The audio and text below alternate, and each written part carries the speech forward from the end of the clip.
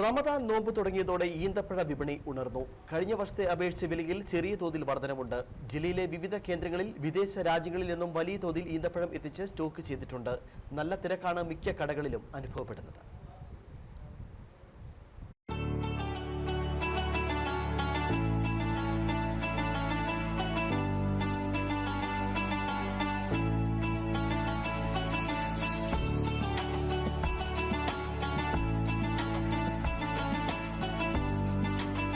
പ്രധാനമായും Arab രാജ്യങ്ങളായ Saudi, Iran എന്നിവിടങ്ങളിൽ നിന്നാണ് കേരളത്തിലേക്ക് ഈന്തപ്പഴം എത്തുന്നത്.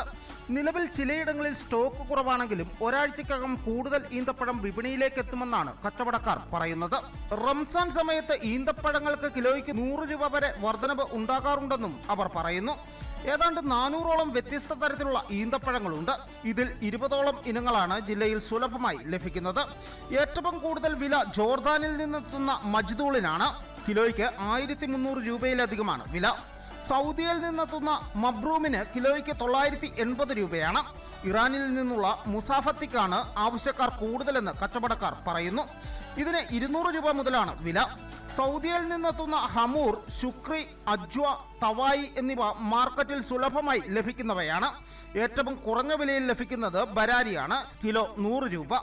റംദാൻ നോമ്പ് തുറയുമായി ബന്ധപ്പെട്ട് ആളുകൾ ഇപ്പോൾ ഡ്രൈ ഫ്രൂട്ട്സ്, അതേപോലെ ഈന്തപ്പഴം, ഫ്രൂട്ട്സ്, അതേപോലെ നമ്മുടെ സമൂസ ഷീറ്റ്, ഇങ്ങനെയുള്ള നിരവധി സാധനങ്ങൾക്ക് ഇപ്പോൾ ആവശ്യക്കാരേറെയാണ്.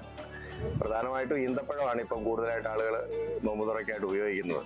നമ്മൾ പലവിധം ആയിട്ടുള്ള ഈന്തപ്പഴങ്ങൾ ഇവിടെ കരുതിയിട്ടുണ്ട്. എല്ലാ വർഷത്തെയും പോലെ എല്ലാ സീസണിലും ഈന്തപ്പഴം വിൽക്കുമെങ്കിലും ഈ റംദാൻ പ്രമാണിച്ച് ഇപ്പോൾ ഈന്തപ്പഴത്തിന് ആവശ്യക്കാർ വളരെയധികം കൂടുതലാണ്. അപ്പം നമുക്ക് അജ്വയുണ്ട്. അതുപോലെ തന്നെ 320 രൂപ മുതൽ നമുക്ക് 1600, 2000 രൂപ വരെ വിലയുള്ള ഈന്തപ്പഴങ്ങൾ നമുക്കിപ്പം ഇവിടെ ലഭ്യമാണ്. ഈന്തപ്പഴത്തിന് പുറമെ കാലിഫോർണിയ, കാശ്മീർ എന്നിവിടങ്ങളിൽ നിന്ന് വരുന്ന അക്രോട്ടിനും അഫ്ഗാനിസ്ഥാൻ, തുർക്കി എന്നിവിടങ്ങളിൽ നിന്നെത്തുന്ന ആപ്രിക്കോട്ടിനും ആവശ്യക്കാർ ഏറെയാണ്. പലയിടത്തും നിലവിലെ സ്റ്റോക്ക് 3/4 ഭാഗം കഴിഞ്ഞ സ്ഥിതിയാണ്. ഇനി പുതിയ സ്റ്റോക്ക് ലഭ്യമാക്കണമെങ്കിൽ അറബ് രാജ്യങ്ങളിൽ നിന്നുള്ള കയറ്റുമതി പുനരാരംഭിക്കണം. News bureau, Udumbanchola.